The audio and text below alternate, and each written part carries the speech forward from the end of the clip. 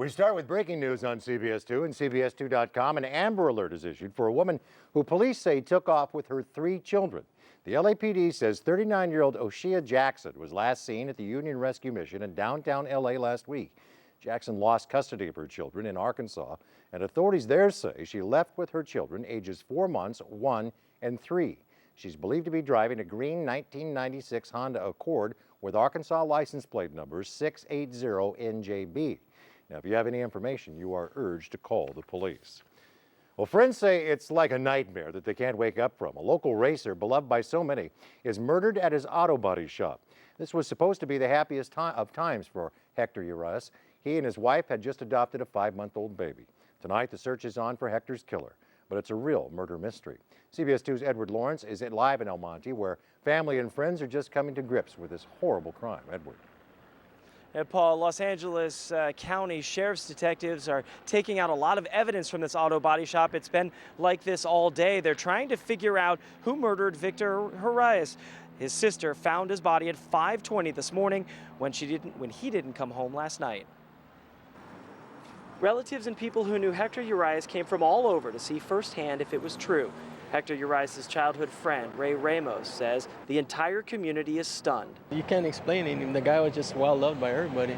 This has got to hurt you then. Oh, yeah, it's devastating. I think it's his dream. I'm waiting to wake up. Urias owned this body shop where he was murdered. He also pursued his dream of racing Volkswagen Beetles. This YouTube video shows a winning race. My company, IAP, sponsored his race car, and we've been good friends. Everybody, all his friends here just love the guy. It's terrible. Ron Barrett received hugs from the people who knew Urias the best. His brother, Raymond Urias, says their family is taking this very hard. Nothing can replace somebody like Hector. And it's just tough. We're just trying to deal with it, that's all. I still can't believe it. I just want to walk over there and... His cousin Eddie Urias also worked on the race team. He says all of El Monte knew Hector back from El Monte High School football days. He played quarterback. These pictures come from his high school yearbook. Los Angeles County Sheriff's detectives collected a large amount of evidence from the small office. Lieutenant Don Slauson says there appears to have been a struggle. He says the last mechanic left at 7 p.m. last night. Then at 9 p.m., Urias had a basketball game. We know we didn't make it to that. Hopefully all his friends and everybody can come out and talk to their friends and try to find out who did this.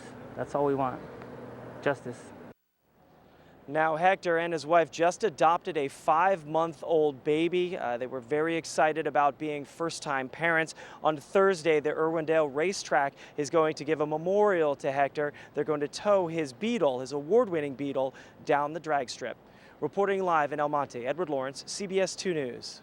All right, Edward, thanks. Residents in the Westlake District face off with city leaders tonight in the wake of an officer-involved shooting. The incident sparked protests and clashes with police. CBS 2's Rita Garcia is live in the Westlake District, where city leaders are calling for calm. Rita.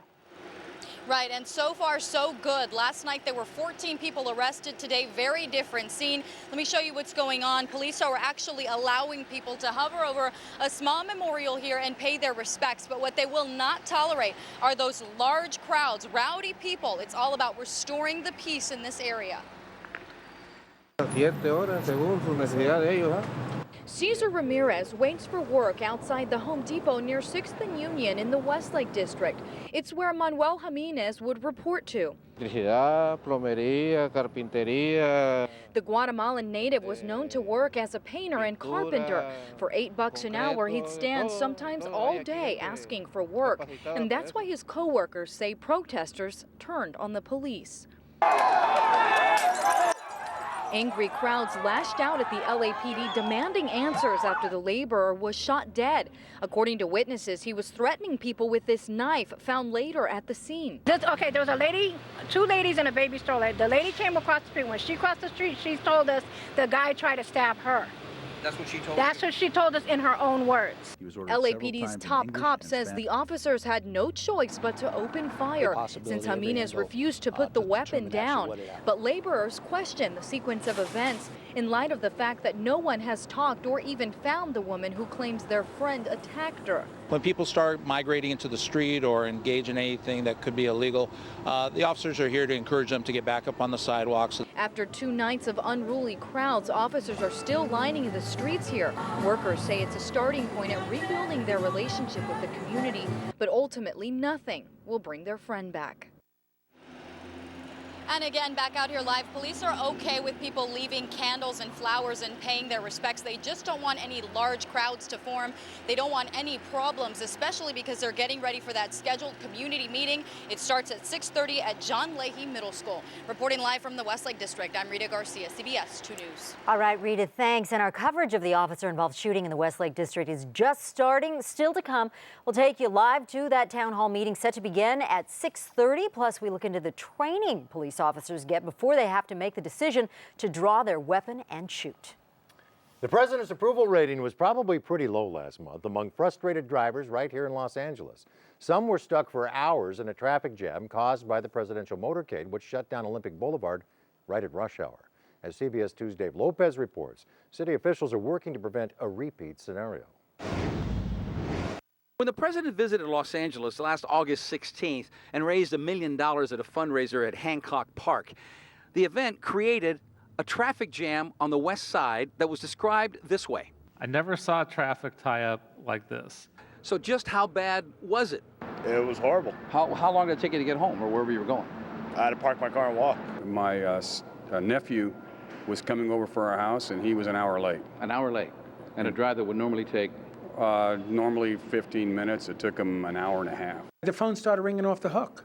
For nearly 4 hours, the main thoroughfare that carries 200,000 cars a day into the west side, Olympic, was shut down. And today, Bill Rosendahl, who chairs the Transportation Committee of the LA City Council, wanted to get some answers. Isn't there a better way the next time the president comes a-calling? We're there for support for them. We're not dictating what we're going to do or how we're going to do it. Deputy Chief Rick Rapoli explained that even though it was rush hour, 5 p.m. that Monday, it's the Secret Service that makes the final decision of the route and how many streets must be shut down. And for how long? Again, in this case, nearly 4 hours. Are we stuck closing off all these streets, or can we say, look, we're only willing to tie up traffic and endanger our public safety to some degree, so we're going to give you one street? I don't think it would be a good idea to tell the Secret Service, you're only going to have one street, everything else is open. We'd be setting ourselves up, I think, for disaster. In reality, the committee was told there's very little the city can do. The Secret Service is in charge, but maybe the suggestion, can they be a little more sensitive to what's at hand? They want to be cooperative. We don't have any resistance from them, but they have their own reasons. So will there be any more rush hour visits from the president? Who knows? From downtown, Dave Lopez, CBS 2 News. A tragic story, an update to a story we first brought you about a 3-month-old baby who was hit by a pickup truck in Huntington Beach.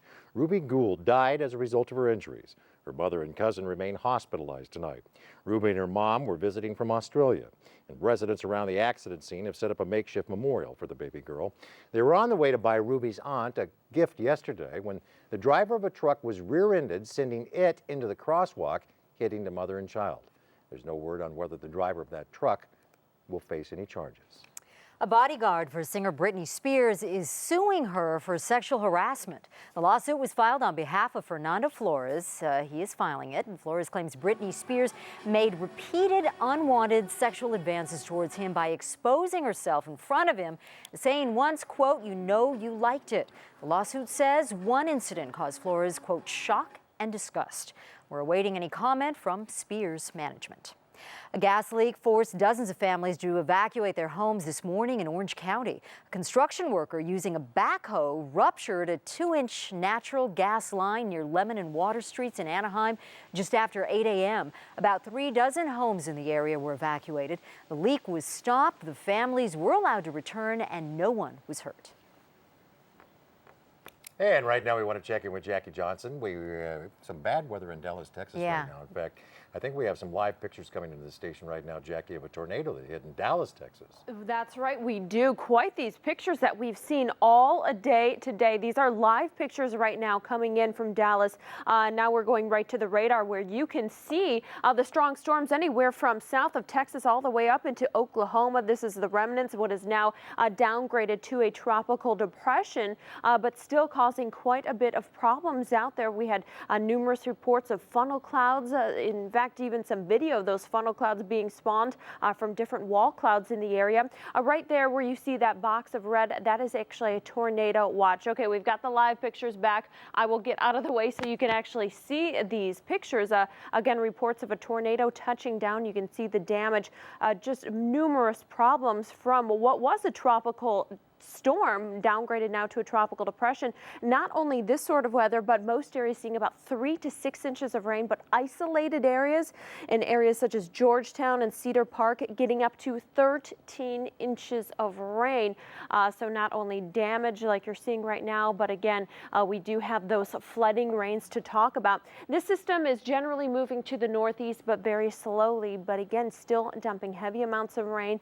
And again, tornado watches in effect. Quite a different story here at home. We've seen a little bit of drizzle here and there, but the other big story in our weather are the cooler temperatures. You can see our temperatures at this hour still into the 60s in Riverside, mid 60s at LAX, Burbank coming in into the upper 60s. So we've once again had a day where we're pretty much socked in with those clouds all day long. Other thing I want to mention is we do have a wind advisory in effect for the Antelope Valley until 9 p.m. tonight. Winds could gust up to 45 miles an hour. Currently, winds in those areas right around 15 to 20 miles an hour. We do have a warm-up headed our way. We'll break down that full 5-day forecast and look ahead into that weekend forecast coming up. Back to you guys. All right, Jackie, thank you very much. The LA County coroner has identified a body found burned in a car parked in Valley Village. 50-year-old Russell Rathard of Van Nuys was found inside the car parked along Radford Avenue under the 101 overpass last week. The cause of death is listed as undetermined until the toxicology report comes back. The coroner's office says no injuries were found on Rathard, and they believe he was dead before the fire started. At this point, the death is not being handled as a criminal homicide. A Hesperia teenager was killed in a freak accident while taking the garbage out. 15-year-old Moises Casas died last night outside his Hesperia home when a falling palm tree struck him. The accident happened along the 14,000 block of Zircon Street. San Bernardino Sheriff's deputies are still trying to figure out what caused that tree to topple over. The San Fernando Valley's largest and most luxurious public swimming pool will likely close this weekend, and it could stay closed until next spring. Officials say money is drying up, so the water park has to close now. Swimmers are angry. They say the $14 million pool was paid with bonds from local residents. And it's not fair that they're being turned away while officials consider renting the pool to outside schools and swim clubs. The San Fernando Regional Pool is considered one of the best in LA County and is open year-round, but it costs $600,000 to run. The city of San Fernando says it can't afford that right now. The Compton City Council voted today to fire City Manager Charles Evans. The mayor says the city plans to go in a new direction. Council members won't say why Evans was fired. City Controller Willie Norfleet has been named the temporary replacement. Evans will receive a 6-month severance package. Well, we're just days away from the landmark Stand Up to Cancer event. Coming up next, we'll talk to Katie Couric about this important night and how you can help. The massive wildfire burning through Colorado takes a more serious turn. 8 people are unaccounted for. Coming up, the latest on the firefight and the search for the missing. Also, a disturbing hate crime in a quiet Southland neighborhood ahead at 5:30. What the victim says about the graffiti that was left behind.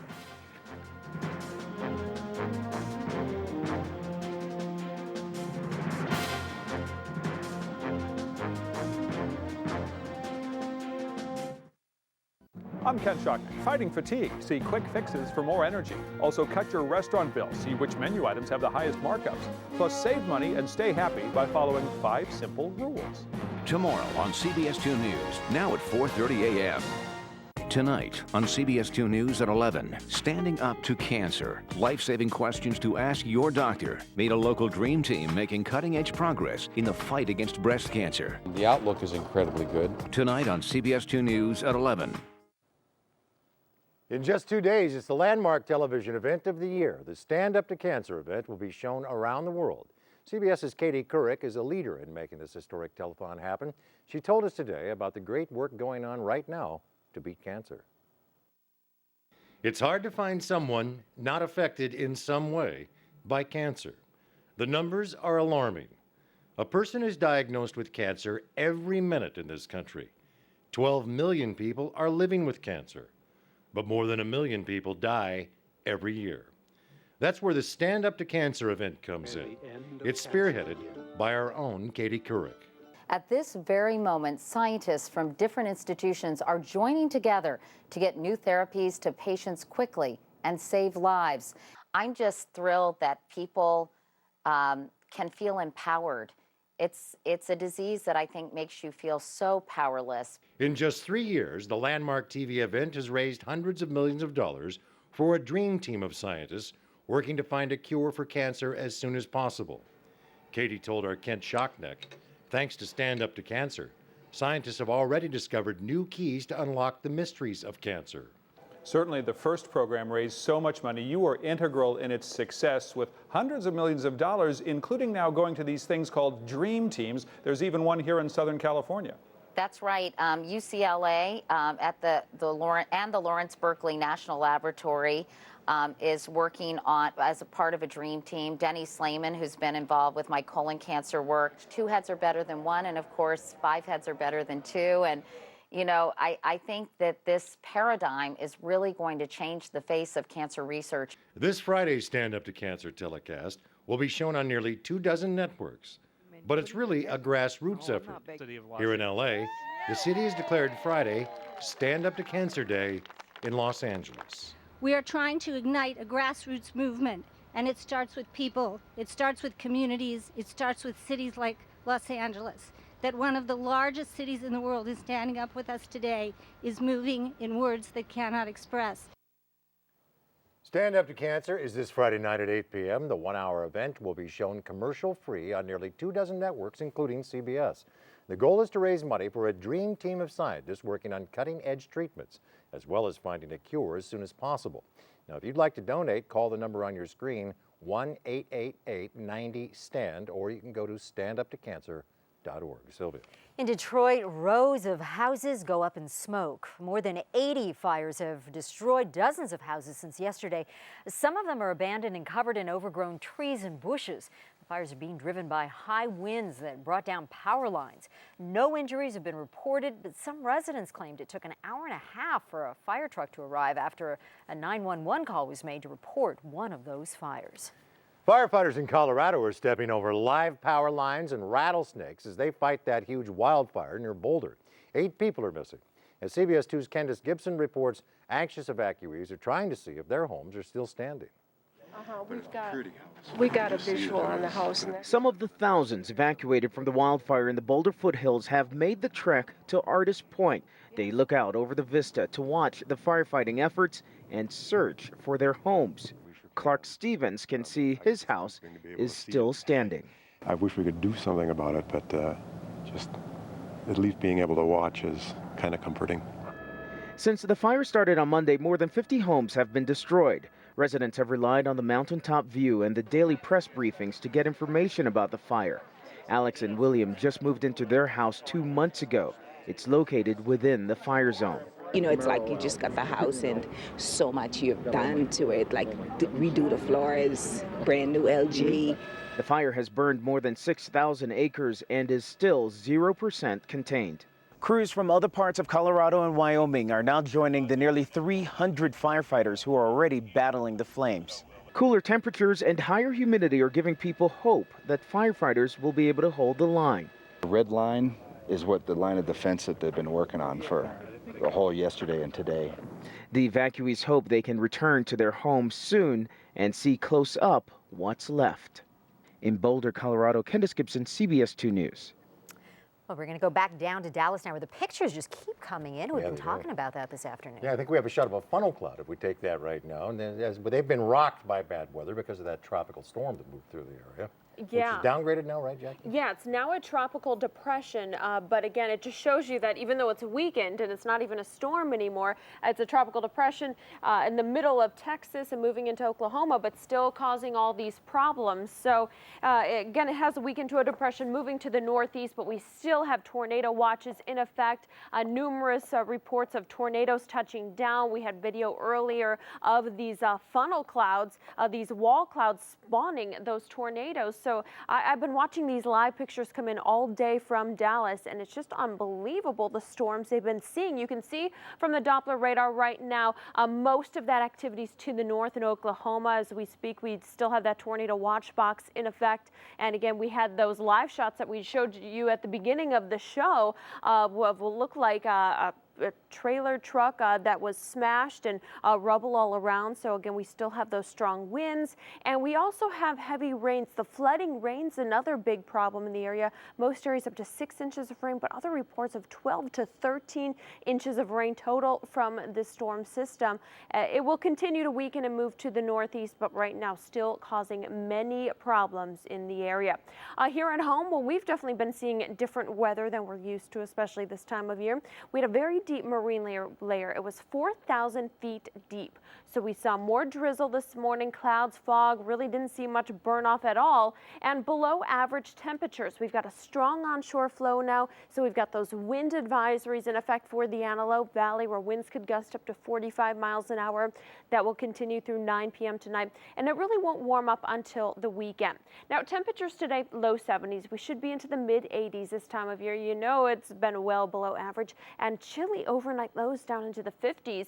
Currently, we're still into the low 70s in Santa Ana, but you get to Anaheim and Corona, where temperatures are only into the 60s at this hour. Along the coast, temperatures into the mid to lower 60s. Most areas dealing with some lighter winds coming in out of the southwest, but again, the Antelope Valley under that wind advisory. Wind sustained at 15, but again, later on tonight, those gusts could pick up to around 25 to 45 miles an hour.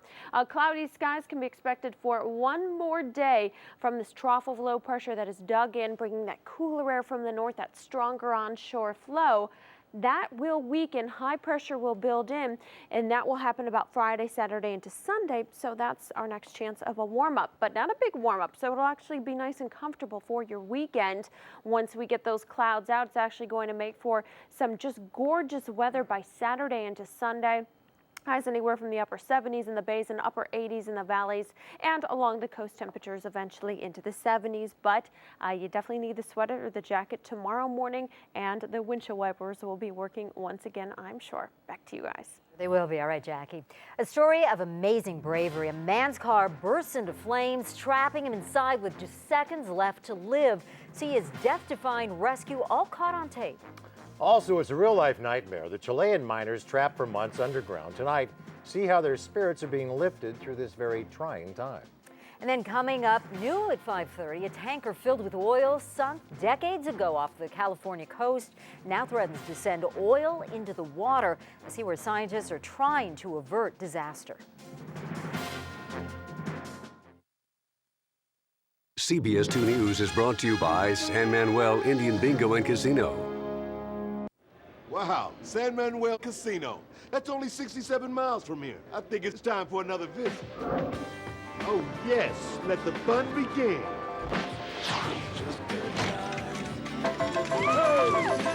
Hit, stay, hit. In 32. Hey, I just love bringing the fun to San Manuel Indian Bingo and Casino. This week, get unsurpassed savings, value, and service when you shop at your nearby Stater Brothers. Fresh T-bone steak is a low $3.99 a pound for any size package. Don't miss out on California-grown Princess variety seedless grapes, our lowest price of the year at just 89 cents a pound. And stock up on all varieties of 2-liter Coca-Cola, now only 79 cents. Must buy 8. Stater Brothers, lowering prices every day to help you save on what you pay. I just refinanced my home. I just refinanced my home with Greenlight Financial Services. Yeah, I paid some money up front in closing fees, but what can you do? Huh. With Greenlight, I didn't pay any fees at all. Well, with the interest rate I got, it makes the fees worth it. Only if it's better than mine. Call 866-66-FASTER to lock in a low 15-year fixed rate of just 4.125% with no fees. What's that number again? 866-66-FASTER. You've got the green light. Minute Clinic at CVS Pharmacy makes it easy to get a flu shot, even with my busy schedule. I got my flu shot on Saturday afternoon. When it worked best for me.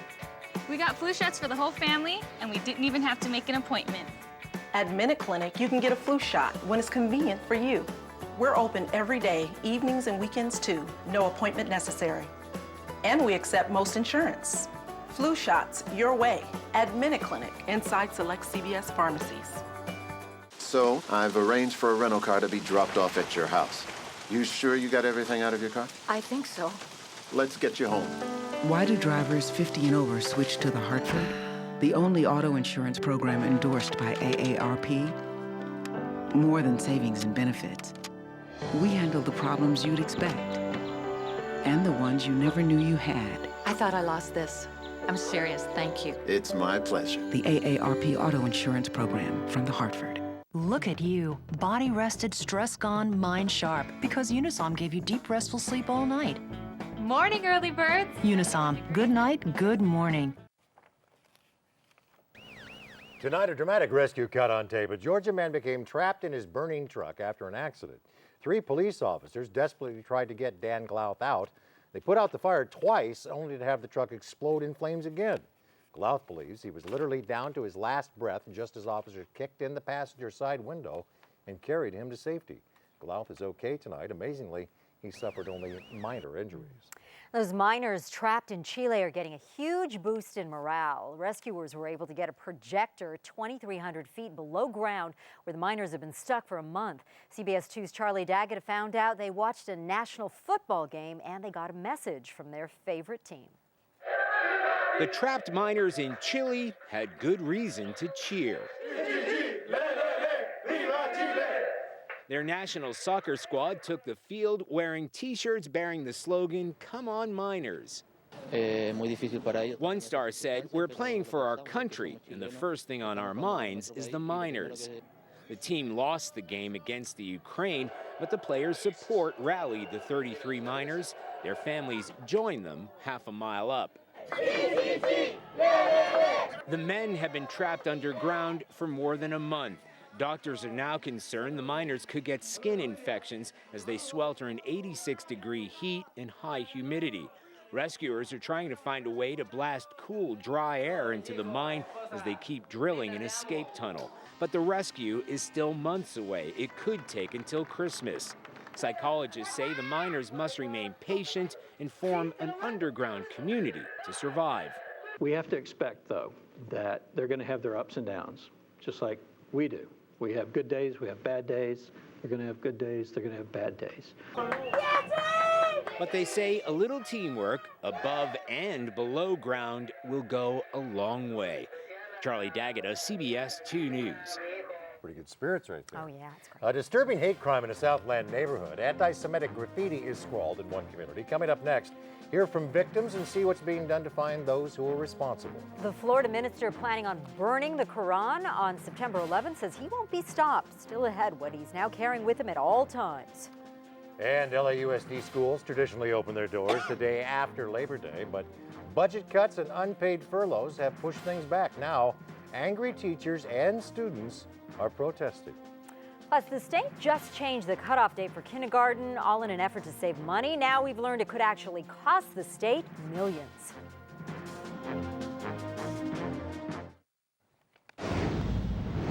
Breaking news now on CBS 2 and CBS2.com. An Amber Alert is issued for a woman who police say took off with her 3 children. The LAPD says 39-year-old Osha Jackson was last seen at the Union Rescue Mission in downtown LA last week. Jackson lost custody of her children in Arkansas, and authorities there say she left with her children ages 4 months, 1 and 3. She's believed to be driving a green 1996 Honda Accord with Arkansas license plate number 680NJB. If you have any information, you are urged to call the police. A hate crime investigation in Ventura County. Deputies are trying to find out who vandalized a neighborhood with hateful messages. Some residents in Newbury Park woke up to a stomach-turning sight earlier this week. Swastikas and the words "White Power" spray painted across several homes. CBS 2 Ventura County reporter Amy Johnson shows us. A city worker removes hate-filled graffiti from the sidewalk in front of Paul Desereau's Newbury Park home. What the heck is that? Desereau was surprised to see the spray paint on Walter Avenue the other night and quickly called to report it. They came and took care of it right away, which was nice because it's nasty. It doesn't mean a thing to me, I don't know what they're talking about, tell you the truth. But I think it's just a couple of kids maybe, trying to get a little fame. The vandalism captured in photos included swastikas and other markings and spanned the typically quiet street. Legally, to be a hate crime, you have to be able to show that somebody was targeted specifically because of their race, their religion, something along those lines. In this case, it appears random because multiple areas were targeted, not a particular individual or home. But because of the message, we are looking at it as a hate crime. While detectives try to find the culprits, Jerry Sotelo's goal is to remove the stubborn paint as quickly as possible. It's profanity. I mean, you got to take it off within the time. There's a time amount. You try to take it off within the first 24 hours, especially something like this. For Desereau, who's been in the neighborhood for 41 years, he just hopes it doesn't return. Very disappointed because this is a very nice community. Everybody, knows each other, and we're all friends, and we communicate with each other. And strange. Investigators are seeking the public's help to find the culprits involved in this crime. If you have any information about who's responsible, you're urged to contact the Ventura County Sheriff's Office in Thousand Oaks. In Newbury Park, Amy Johnson, CBS 2 News. The pastor of a small Florida church is getting more and more attention as he threatens to throw stacks of the Koran on a bonfire. CBS 2's Michael Herzenberg reports from Gainesville, Florida, where police are calling in extra officers for this protest on Saturday. Terry Jones is not backing down. We have no intention of canceling. Despite an international backlash, the Florida pastor plans to burn 100 copies of the Quran on the anniversary of the September 11th attacks. Jones says he wants to send a message that radical Islam should not be tolerated. It is possibly time for us in a new way to actually stand up, confront terrorism. There is something very much wrong with our policies. The Vatican is calling the idea outrageous. The commander of U.S. troops in Afghanistan warns burning the Muslim holy book could incite attacks on U.S. troops. And Secretary of State Hillary Clinton says it goes against Americans' right to religious freedom. It doesn't in any way represent America or Americans or American government or American religious or political leadership. The church where Jones preaches is tiny, only 50 people in the entire congregation, but he's getting plenty of attention, and some residents worry he's creating a safety risk. We have a big football game coming in this weekend, all these people, you're going to have all these fanatics running around, you just don't know what's happening. Jones is carrying a gun after receiving more than 100 death threats. He's also arming himself with the U.S. Constitution, which protects his right to free speech. Michael Herzenberg for CBS 2 News, Gainesville, Florida.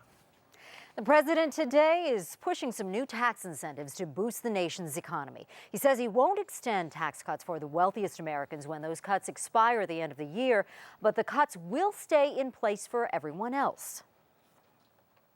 What we can't afford is another $700 billion in tax cuts for millionaires and billionaires, and that's primarily who those tax cuts will go to. The president's economic plan also includes spending $50 billion to repair and rebuild roads and railways. He also wants to provide a new tax break for businesses to help companies hire more workers. The California Supreme Court heard arguments today on whether Governor Schwarzenegger was right in forcing unpaid furloughs on more than 200,000 state employees. State workers are staying home from work 3 days a month. The governor says furloughs and 14% pay cuts saved the state about $150 million a month. Workers say the furloughs represent an abuse of power. There's no word on when the court might make a decision. Today, teachers, parents, and students gathered near downtown LA to protest the first day of furloughs. The move delayed the start of some classes today. CBS 2's Kirk Hawkins was at today's demonstration. Parents, students, and school workers rallied outside Virgil Middle School in the Wilshire district this morning. Today is the first of 8 furlough days in the Los Angeles Unified School District this year. The furloughs are a result of $1.5 billion worth of budget cuts at the district over the past 2 years. It's just not fair that most kids that want to go to school can't go to school. 7th grader Salvador Jimenez and his family were at today's demonstration. The LAUSD says it's already looking at $640 million worth of additional cuts. The cuts impact students and furloughed employees like Salvador's mom, a school aide. We need more budget for the school. It's very more important. But California lawmakers have not agreed on a spending plan. They still need to fill a $19 billion budget gap 2 months after the start of the new fiscal year. Opportunities is very, very good for the future. Despite anticipating less time in the classroom, Salvador says he's not giving up on his dream to become a rocket scientist. Not having these extra days and minutes will affect just a little bit, but the little thing counts. In the Westlake District, Kirk Hawkins, CBS 2 News. Some tense moments at LAX after a bomb scare on board an international flight. Coming up next, what was found scrawled on a mirror that led to a search of the jet liner. Also, we're just a short time away from the start of Rosh Hashanah. Still ahead, how some are preparing with some rather tasty traditions. And as we head to break, take a look at the top picks right now on CBS2.com.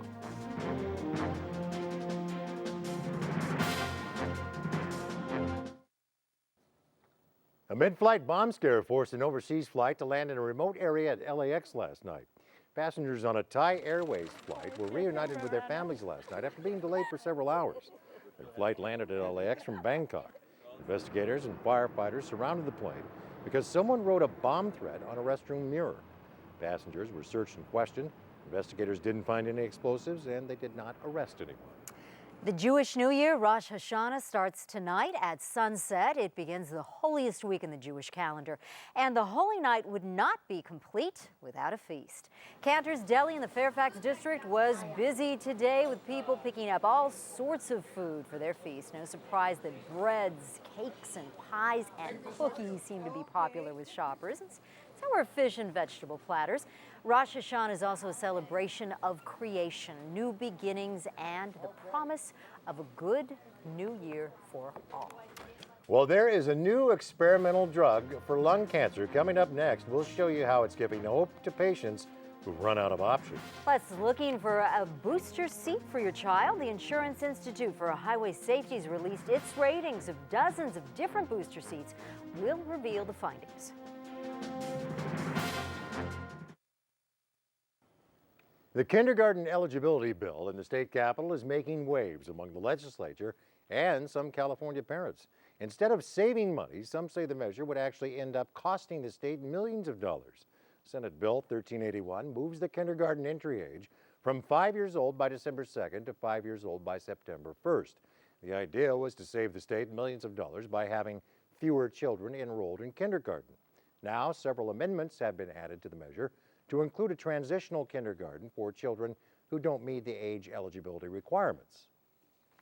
It's for students who are age ready to start kindergarten, but for a variety of reasons would benefit from an additional year. Some reasons may be age, they just may not be developmentally ready for the full academic rigor of kindergarten, or their parents just may choose to go for this additional year.